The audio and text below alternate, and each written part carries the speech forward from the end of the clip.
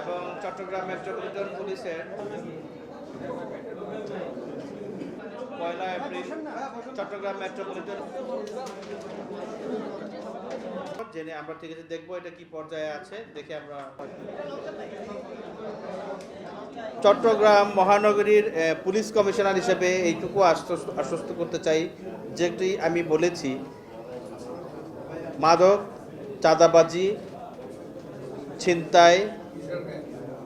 এবং কিশোর গ্যাং এগুলো সম্পর্কে জিরো টলারেন্স থাকবে।